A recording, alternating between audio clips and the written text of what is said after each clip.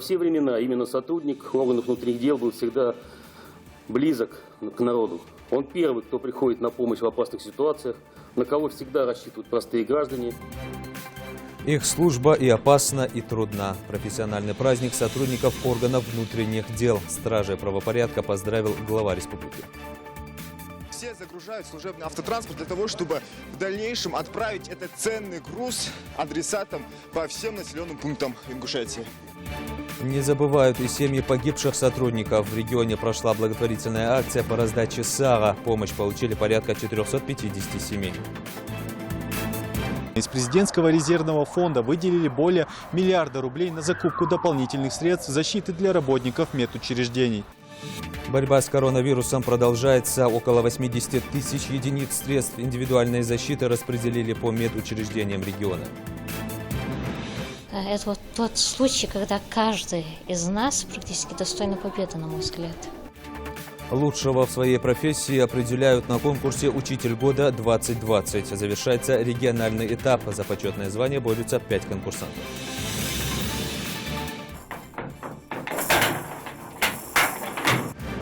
Спорт вслепую, игра на слух.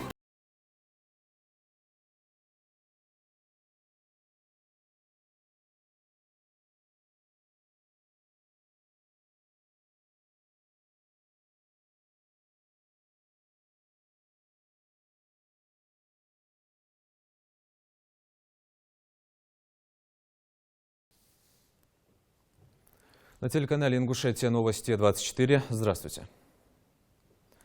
Правительству Ингушетии совместно с местными органами власти нужно принять необходимые меры по укреплению материально-технической базы Ингушского регионального отделения ДОСААФ России. Об этом заявил глава региона Махмуд Али Калиматов на совещании в Магасе. На встрече рассматривались меры по дальнейшему совершенствованию работы с допризывной молодежью, улучшению системы военно-патриотического воспитания.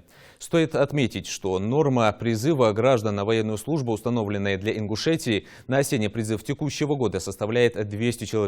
Из них водители категории ЦЕН 25 человек. Имеется договоренность с военным комиссаром региона об увеличении плана заданий на подготовку курсантов по военно-учетным специальностям с 50 до 100 человек. Подробности в сюжете. В начале совещания Махмуд Али Калиматов напомнил, что на протяжении многих десятилетий наше оборонное общество славилось как школа патриотизма и мужества.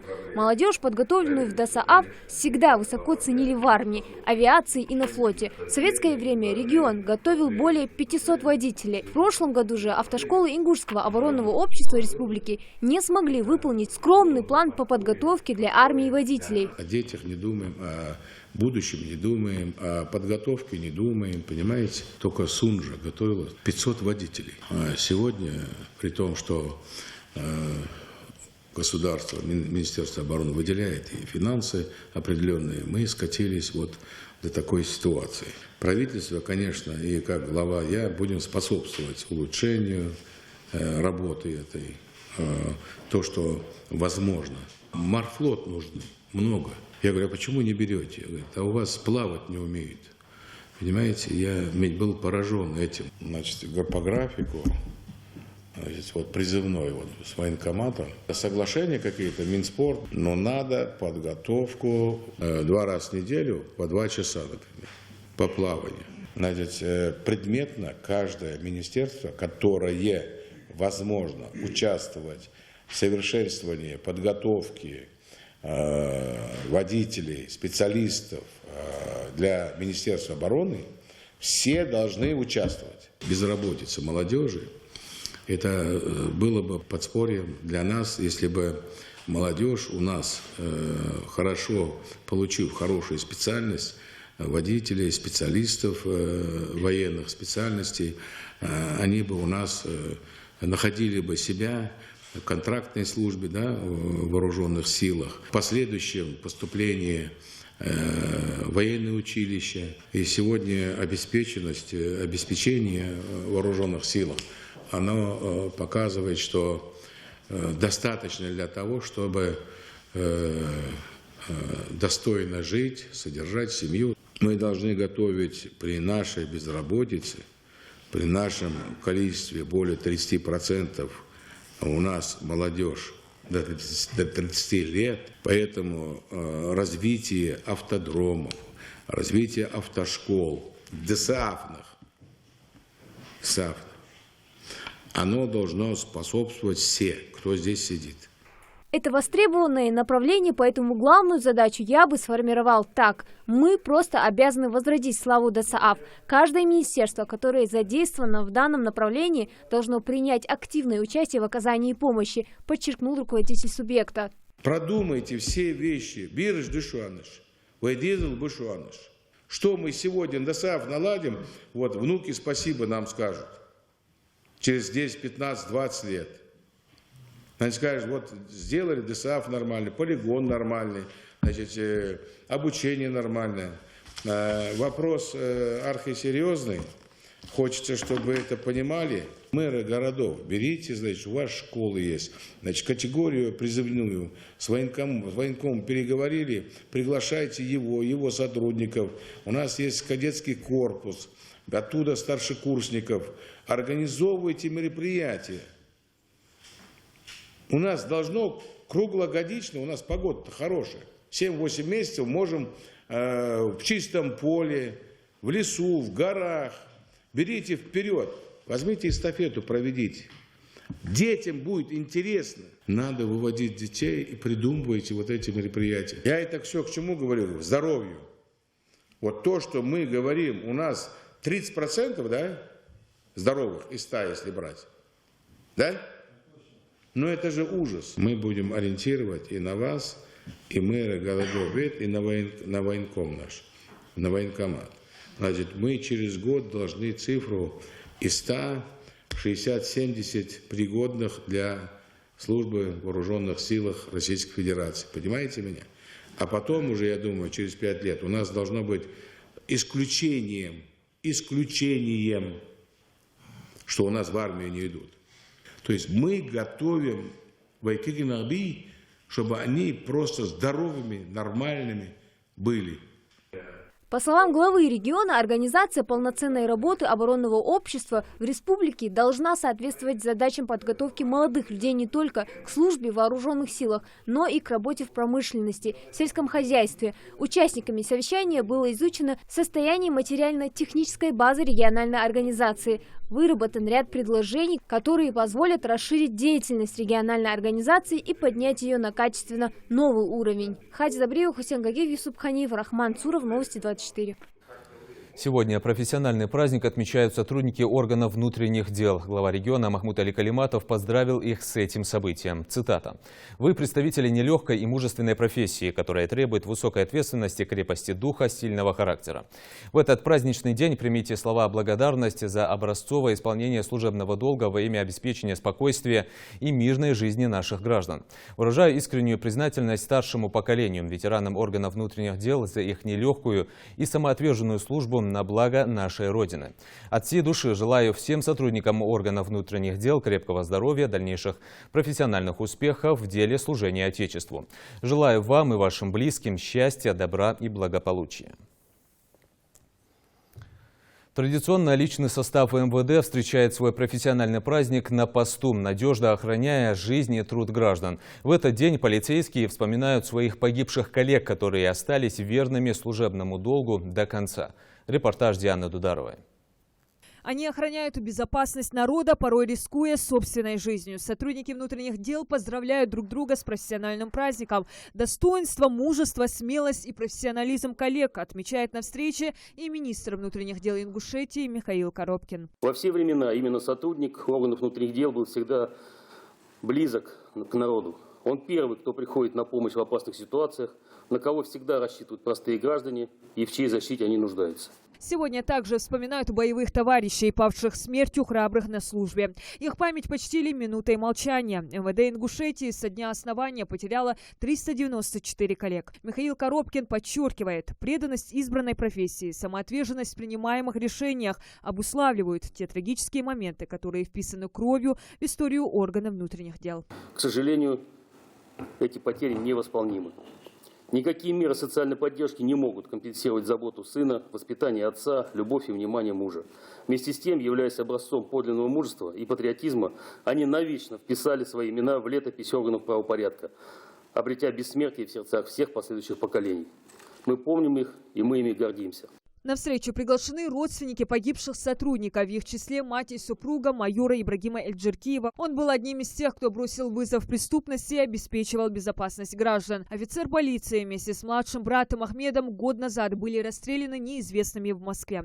Министр МВД отмечает, своей службой Ибрагим показывал пример честного исполнения долга. Благодаря лично ему и руководимому им на тот момент Центру по противодействию экстремизму Республики Ингушетия весь ингушский народ были защищены от опасности все больше с каждым днем. Личные качества Ибрагима – это смелость, решительность, бесстрашие, непримиримость. Козлу сделали его сильным и опасным противником для преступников. Но подлое убийство Ибрагима не остановит сотрудников МВД Республики Ингушетия и наших коллег из других и иных силовых ведомств. Мы продолжим свою борьбу с экстремизмом при поддержке ингушского народа. Мы, коллеги Ибрагима, его боевые товарищи, молодые сотрудники, пришедшие на смену, будем каждым днем своей работы поддерживать светлую память отважного полицейского. Указом президента России майора полиции Ибрагима Эльджеркиева наградили орденом мужества посмертно. Награду получает мать Фатима Джабраилова и жена Людмила Заудинова. Пользуясь случаем, хочу поздравить весь ваш коллектив, вернее, весь ваш личный состав с праздником вашим и пожелать вам всего хорошего, и чтобы ни одна мать, ни одна жена, ни одна сестра не плакала при возвращении своих детей, мужей и братьев. В связи со сложившейся эпидобстановкой от яркого празднования в МВД решили отказаться. Встреча проходит с соблюдением социальной дистанции и масочного режима. Однако ковид не помешал выразить друг другу благодарность и пожелать профессиональных высот. От имени ветеранов органов внутренних дел внутренних войск Республики Ингушетия хочу вас поздравить с Днем сотрудника органов внутренних дел, пожелать вам здоровья, счастья, благополучия и долгих лет активной жизни. С праздником вас! За доблестную службу сотрудников внутренних дел награждают медалями и почетными грамотами МВД России и благодарностями министра страны. Поздравляю. Достойно. Да, но сейчас коронавирус, да, нельзя. Понял, есть. Служу России. День сотрудников органов внутренних дел ежегодно отмечают 10 ноября. История праздника берет начало с 1715 года, когда Петр I создал в России службы охраны общественного порядка. В 1917 году, сразу после Октябрьской революции, появилась рабочая милиция. До 2011 праздник носил название День российской милиции. После вступления в силу нового закона о полиции 13 октября 2011 года он был переименован, а личный состав МВД всегда встречает свой профессиональный праздник на посту, охраняя порядок и покой граждан. Диана Дударова, Асхат Белакиев, Новости 24.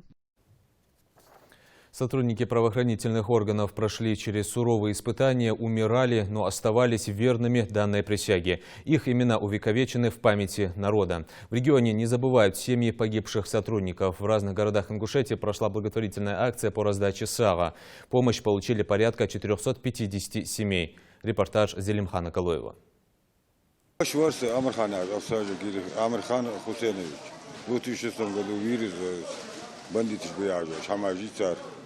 И таких историй очень много. Сотни сотрудников МВД до последнего смело сражались и противостояли преступности, чтобы сегодня обеспечить своим землякам мирное небо и стабильную республику. Братья, сестры, вдовы, дети, оставшиеся без самых близких людей. Родных утешают, что даже спустя годы их поступки не забывают и не оставляют без поддержки семьи. У меня погиб муж, полковник милиции, начальник эксперто-криминалистического центра МВД Республики Гадаборшев Магомед Абуязитович. 11 лет назад, 9 июля 2009 года. Я мама 7 детей, у меня тоже многодетная семья. Для меня тоже это очень большая помощь для моей семьи. Я очень выражаю большую благодарность всем, кто в этом участвовал. С раннего утра волонтеры в тандеме с сотрудниками полиции готовят продуктовые наборы. Расфасовали мясо по пакетам и стараются скорее успеть.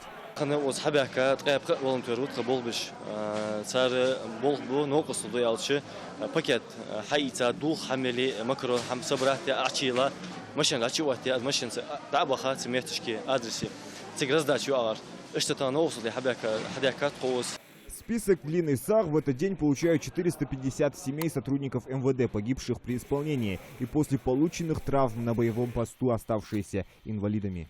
В эти пакеты вошли продукты первой необходимости. Волонтеры, сотрудники МВД, никто не остается в стороне. И все загружают служебный автотранспорт для того, чтобы в дальнейшем отправить этот ценный груз адресатам по всем населенным пунктам Ингушетии. Для проведения акции по поручению главы Ингушетии закупили больше 10 голов крупного рогатого скота. Накануне вечером и всю ночь разделывали мясо, а это более 2 тонн. Масштабная благотворительная акция проводится по инициативе главы региона Махмуда Али Калиматова при поддержке Национального фонда развития Ингушетии. Акция приурочена ко Дню сотрудника органов внутренних дел России и Дню памяти погибших при исполнении служебных обязанностей сотрудников органов внутренних дел и военнослужащих внутренних войск МВД России. Наша республика пережила очень тяжелые времена. И эти наши братья, отцы, которые защищали нашу республику, положили свои жизни за то, чтобы мы сегодня мирно жили. Этот день как раз отдаем почести всем сотрудникам, погибшим при исполнении, что они отдали жизнь не зря. Как мы видим, что у нас сейчас республика развивается, все спокойно в республике, поэтому и с нашей стороны мы будем постоянно помнить о них, чтить память о них. Хотелось бы выразить соболезнования семьям. Начиная с 1992 года, Тахадин хакачился в Соусак Вануэй.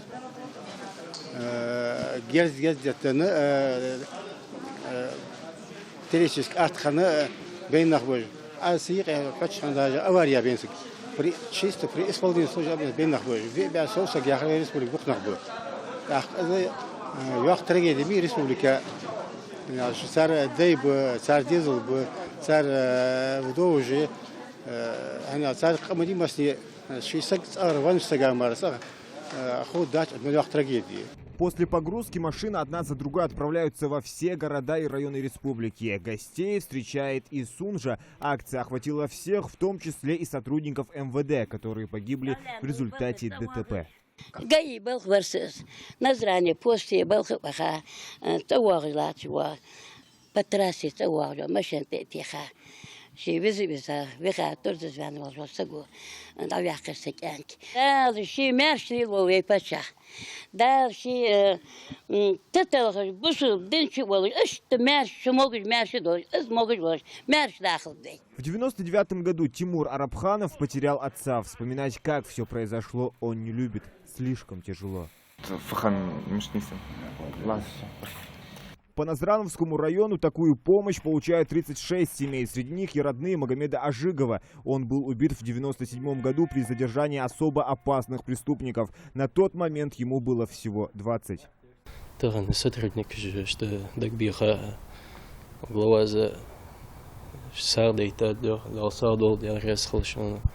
Еще одна семья в Плиево, которая пережила трагическую смерть. Для Маки Кузьговой 97 год стал роковым. Они потеряли единственного сына Мусу Хамхоева. Он был убит при задержании опасного преступника. Мусе было 21. Эта рана в сердце матери до сих пор не заживает.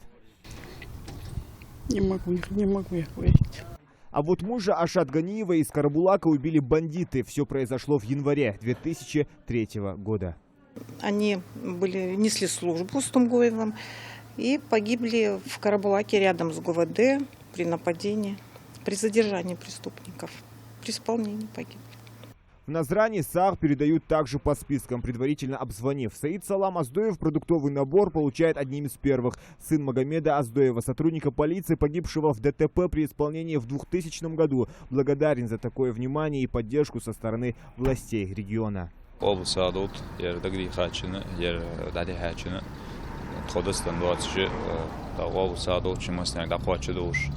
Подвиги наших земляков никогда не будут забыты, а подобного рода масштабную благотворительную акцию по поручению главы региона проводят не первый раз. Зелимхан Калоев, Диана Дударова, Идрис Эжиев, Асхаб Белакиев. Новости 24. Их служба и опасна, и трудна. 24 часа, 7 дней в неделю они в полной боевой готовности. Органы внутренних дел подразделяются на несколько структур. И нет ни одного подразделения, где наравне с мужчинами не трудились бы женщины. Один день из жизни инспекторов по делам несовершеннолетних в репортаже Тамара Хашагульговой. Дети, расскажите, вы знаете, как нужно беречься от заражения ковидом? Меры в сложной эпидобстановке, как и нормы поведения в обществе, детям разъясняет начальник ПДН по Назрановскому району Лейла Магушкова. Сегодня по плану беседа со школьниками. Впрочем, весь день расписан по минутам. Нужно успеть привести в порядок документацию, провести совещание с личным составом и проведать неблагополучные семьи. Даже в свой профессиональный праздник Лейла на рабочем посту. Когда работаешь, понимаешь, что твое это или нет. И я поняла, что это мое. Мне особенно нравится работа, связанная с детьми. Я работаю уже много лет. Из них почти все годы службы я посвятила работе именно с детьми в инспекции по делам несовершеннолетних. Воспитатель, педагог и психолог в одном лице. Как напоминание о том, что сегодня праздник, цветы в вазе. Лейла на службе больше 15 лет. Намного легче работать даже с преступниками, взрослыми. Ребенок просто может замкнуться в себе, и он просто может сидеть и молчать, и не разговаривать с тобой. Чтобы его как-то разговорить, чтобы он рассказал правду, кто его избивает. Действительно ли дома с ним так жестоко обращаются, как нам сообщили соседи или родственники. Важность заслуг сотрудников этого подразделения в деле профилактики преступности переоценить трудно. Подполковник полиции Лейла Магушкова признается, на работе бывает всякое, но перевоспитать трудного подростка или даже родителя можно, подтверждает это статистика. За прошлый год у нас на учете состояло порядка 20 семей, из них по исправлению родителя в прошлом году снято семей 15. Осужденных детей к лишению свободы на данный момент нет за этот год. Службу в органах несут сотни тысяч сотрудников по всей стране. К примеру, старший инспектор по делам несовершеннолетних по Ингушетии Любава Чугина признается, Лейла Магушкова к профессии прикипела всей душой. Как правило, в нашу службу привлекаются сотрудники, которые обладают определенными качествами. В первую очередь это доброта, милосердие, педагогические навыки. Вот все эти качества я могу смело отнести к подполковнику Магушковой Лейле Исаевне. Я работаю в Ингушетии уже 3 года. И на протяжении всего этого периода времени я с восторгом наблюдаю за ее работой, за тем трепетным отношением к детям, к семьям, где действительно случилась проблема и беда. Инспекторы по делам несовершеннолетних, или как их еще называют, ангелы в погонах. Именно благодаря сотрудникам этого подразделения многих подростков удается уберечь от преступности и помочь им найти свою дорогу в жизни. Большую часть нашего времени мы, естественно, посвящаем работе с документами, именно с юридическими ситуациями, для разрешения которых нам требуются определенные навыки. Вот я могу сказать, что Лейла, я ее с любовью и теплотой так могу называть, она очень точно в себе собрала такие качества, свои профессиональные качества, она их умело применяет в работе, она пользуется уважением как среди коллег, среди коллектива, так и среди представителей системы субъектов профилактики. Они не гонятся за цифрами. Главная задача сотрудников ПДН – помочь ребенку и семье, защитить права и законные интересы трудных подростков. Тамара Хашагульгова, Магомед Дидигов, Новости 24. И еще одна значимая дата. Сегодня Всемирный день сирот. В Магасе детей, оставшихся без попечения родителей, навестили сотрудники столичной администрации. В гости, конечно, наведались не с пустыми руками. Внимание и поддержка таким семьям крайне необходимы. Михаил Тангиев расскажет. Первых гостей встречает Залина Дзангиева. Семья в 2008 году осталась без кормильца. Ко Всемирному дню сирот местные власти радуют детей такими сладкими подарками. Спасибо за внимание. В семье Шанхоевых радости после визита гостей не меньше. Малика одна воспитывает 3 детей. Отец, сотрудник органов внутренних дел, несколько лет назад погиб в автокатастрофе. Маленькие дети особенно радуются подаркам. Алла, сколько тебе лет? Мне 11. 11 лет. Нравятся тебе подарки? Да. Что тебе больше всего нравится? Все. Все нравится. Поделишься с братишками своими? Пока что нет. Пока что нет, все себе съешь? Да. Я вам очень благодарна всех. Хочу поблагодарить от имени своего личного. Говоря с Холшем. Обрадовать ребенка, оставшегося без попечения родителей, этому учит и наша религия. Местные власти по мере сил и возможностей готовы оказывать таким семьям всяческую помощь и поддержку. Те семьи, которые проживают на территории города Магаз, я лично как мэр города готов оказать им любую помощь. Пускай они приезжают к нам, обращаются напрямую, не в приемные дни граждан, а в любой день. И я готов помогать этим семьям. Всемирный день сирот в этом году совпал с Днем сотрудника МВД. И это только лишний повод вызвать детскую улыбку. Михаил Тангиев, Адам Далаков, Новости 24. В связи со сложившейся в регионе эпидобстановкой внесены изменения в указ главы Ингушетии от 17 марта этого года о введении режима повышенной готовности. Согласно новым правилам постановлено: обязать лиц в возрасте 65 лет и старше, а также граждан, имеющих хронические заболевания, сердечно-сосудистые заболевания, болезни органов дыхания, сахарный диабет, хроническая болезнь почек, онкологические заболевания, перенесших инфаркт или инсульт. С 10 ноября 2020 года и до особого распоряжения соблюдать режим самоизоляции на дому по месту проживания, месту пребывания, либо в иных помещениях, в том числе жилых и садовых домах, за исключением случаев. Обращение за экстренной неотложной медицинской помощью и случаев иной прямой угрозы жизни и здоровью. Следование по возможности к ближайшему месту приобретения товаров, работ, услуг, реализация которых не ограничена в соответствии с настоящим указом. Выгула домашних животных. Выноса бытовых отходов до ближайшего места накопления твердых бытовых отходов. Действие режима самоизоляции на дому не распространяется на руководителей и сотрудников предприятий, организаций, учреждений, органов государственной власти и органов местного самоуправления муниципальных образований Республики Ингушетия,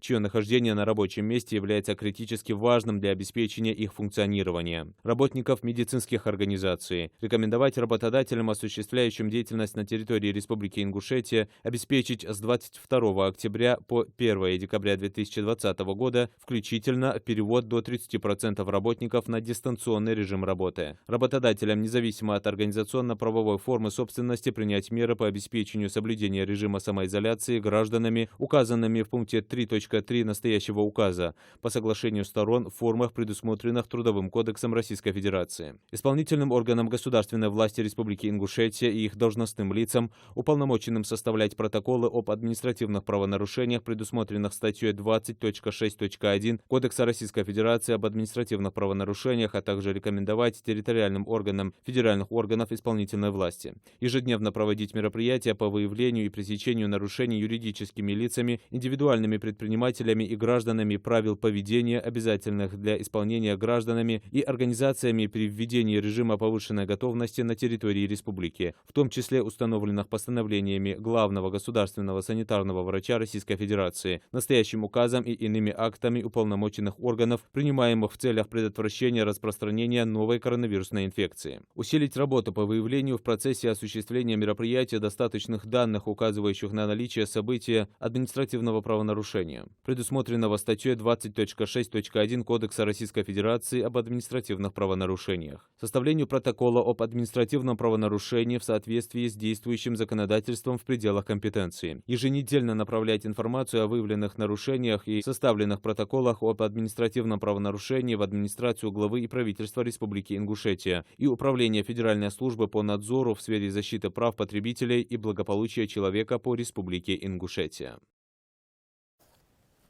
И последние данные по коронавирусу. 20 977 заболевших выявлено в стране за сутки. Это почти на 900 случаев меньше, чем накануне.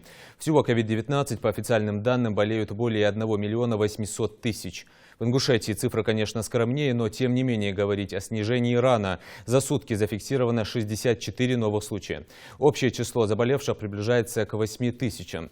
53 пациента в тяжелом состоянии, из них 10 на ИВЛ.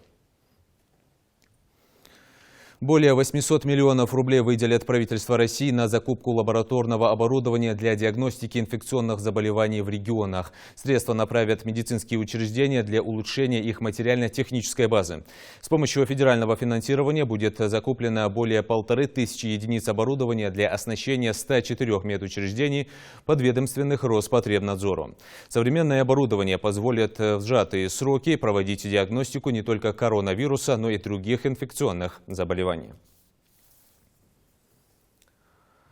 Около 80 тысяч единиц средств индивидуальной защиты распределили по медучреждениям региона. Тем самым обеспечен запас на несколько месяцев вперед. Средства на их закупку выделили из президентского резервного фонда. Такую помощь по поручению главы государства получили большинство субъектов страны. Слово Идрису Ижиеву.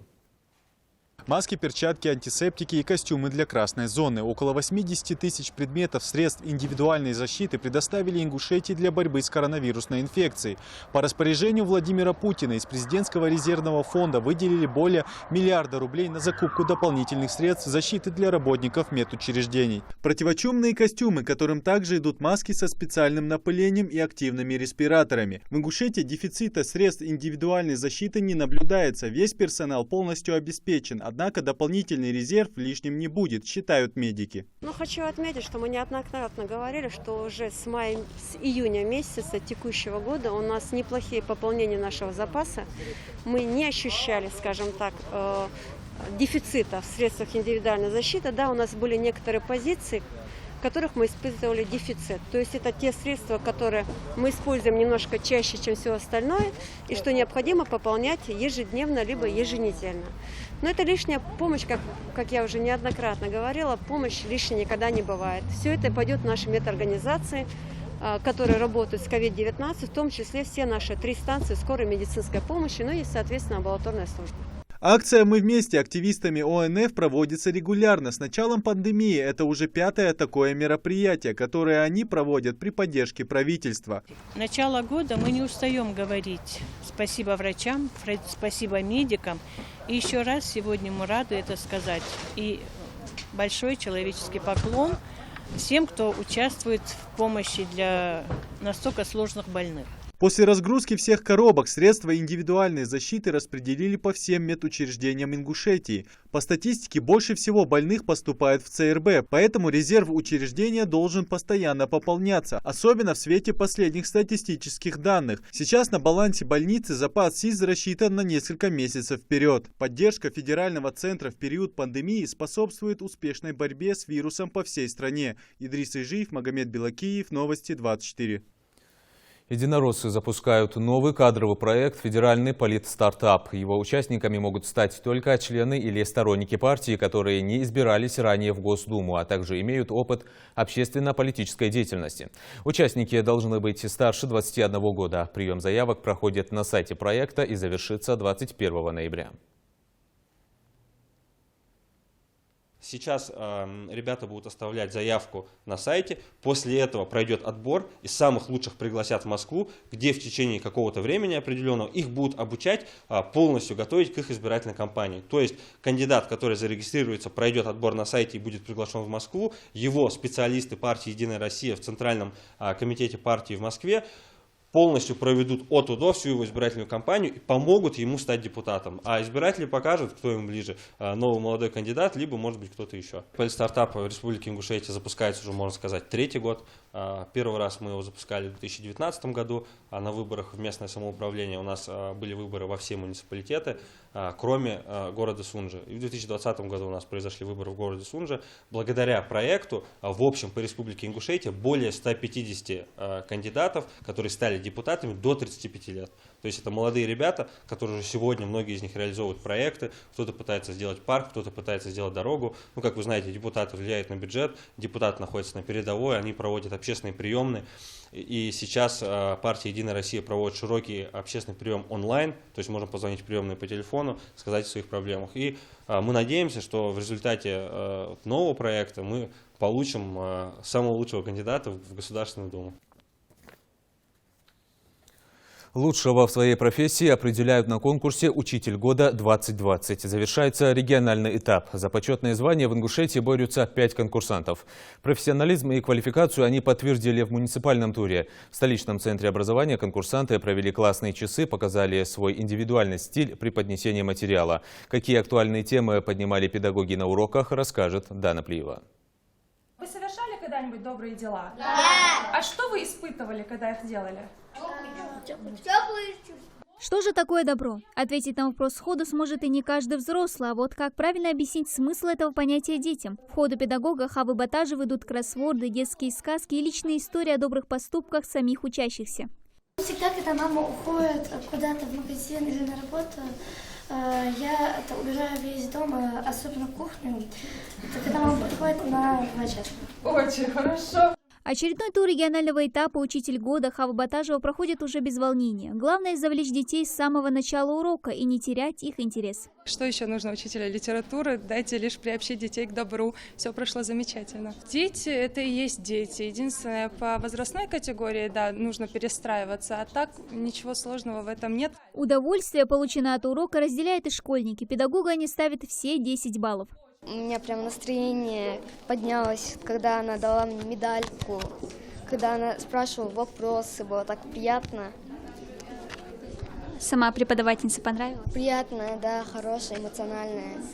Приятная, она здесь работала, преподавала уроки здесь. Я узнала больше о доброте, и мне очень сильно понравилась эта медаль. Еще понравилось задание, которое дали. У меня задание накормить бездомную кошку. Сделаешь задание? Конечно. В конкурсе принимают участие 5 учителей из разных школ региона. Темы классных часов индивидуальны. К примеру, Зина Костоева рассказывает, как обезопасить себя в сети интернет. Тема непростая, но и учащиеся постарше. У 9-классников критерии выше. Добрая улыбка преподавателя – приятный бонус. Но важнее, как он подготовился к уроку. Мне нравится, когда преподаватель все показывает, объясняет хорошо и заранее готовит план, чтобы своим ученикам было интересно слушать. И появился интерес к этому. Ну а сегодняшний урок подпадает под эти критерии? Да, она хорошо подготовилась, очень хорошо объясняла. Она была очень милой, постоянно всем нам улыбалась и очень хорошо объяснила в общем урок. Последнее слово за жюри. В их числе не только заслуженные педагоги республики, но и бывшие участники конкурса «Учитель года». К примеру, Илья Сбеков, победитель регионального этапа 2018 года и финалист всероссийского, вспоминает, как сам когда-то переживал, и будущему победителю хочет дать совет – никакого волнения. После конкурса нужно хорошенечко отдохнуть перед выездом и уже быть самим собой просто, потому что весь потенциал уже в вас есть. 3 основных тура позади, но выделить лучшего педагога задача непростая. Все 5 участников, как на подбор, грамотные и квалифицированные учителя. Мне очень приятно с ними познакомиться, с ними конкурировать. Это вот тот случай, когда каждый из нас практически достойна победы, на мой взгляд. Итоги конкурса подведут 12 ноября на круглом столе. Члены жюри надеются, лучший учитель региона достойно представит республику на всероссийском этапе. Дана Плиева, Марбек Миржоев, Новости 24. Ингушетия получит средства на строительство спортивных объектов в рамках федерального проекта «Спорт. Норма жизни» нацпроекта «Демография». Премьер-министр России Михаил Мишустин подписал распоряжение. Средства на эти цели также направят Мордовии и Воронежской области. Суммарно субъекты получат более 173 миллионов рублей. Планируется, что в республике финансирование покроет строительство 2 футбольных полей с искусственным покрытием, физкультурно-оздоровительного комплекса открытого типа и 5 площадок МГТО.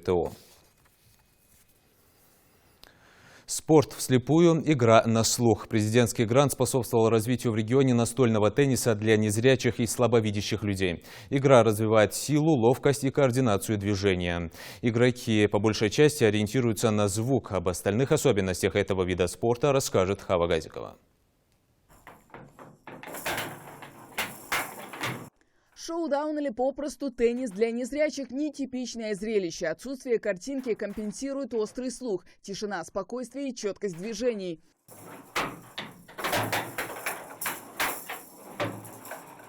Игра на слух, настольный теннис для незрячих и слабовидящих спортсменов служит еще и универсальным тренажером. Он развивает реакцию, ориентацию в пространстве, слух и моторику. Алисхан Ганиев, инвалид первой группы в чемпионате России по шоу-дауну, в личном первенстве обыграл своих соперников в более 13 играх и попал в национальную сборную страны. Эта игра мне очень нравится. Она мне очень интересна. Даже вот есть стремление добиться чего-то, да, в этой игре. Результаты чуток появляются потихонечку. Вот я в прошлом году, не помню, был, наверное, 49-й. В этом году из 59 человек, получается, в этом году я вошел в шестерку. И шестерка — это в сборной.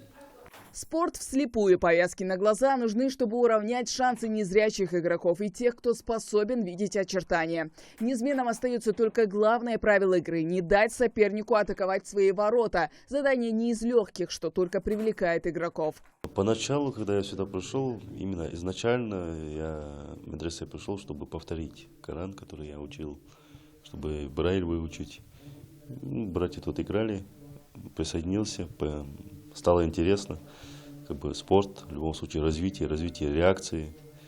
Вообще я сторонник того, что человек не должен стоять на месте, поэтому увидел для себя возможность идти вперед. Что-то от настольного тенниса, что-то от аэрохоккея, чуть-чуть от бильярда. Для удобства предусмотрены закругленные края стола, ворота, специальные разделительные перегородки и особый инвентарь в виде лопаток и перчаток. Тут также используют шарик, внутри которого находятся металлические частички, которые позволяют игрокам во время игры ориентироваться. Подарили надежду десяткам людей в Альтиеве, которые видят этот мир иначе, и инвентарь в 2019 году за счет президентского гранта. Для ребят это интеграция в общество, общение с людьми. Такие задачи у ребят на самом деле. Выйти из дома, побывать на мероприятиях, поучаствовать. Спорт – это мощнейшая реабилитация. Впрочем, по словам участников, главное не победа, а возможность хорошо провести время и почувствовать себя настоящим спортсменом. А сделать им это удастся совсем скоро, 13 ноября, Международный день слепых, когда будет турнир. Хава Гайдикова, Магомед Белакиев, Новости 24.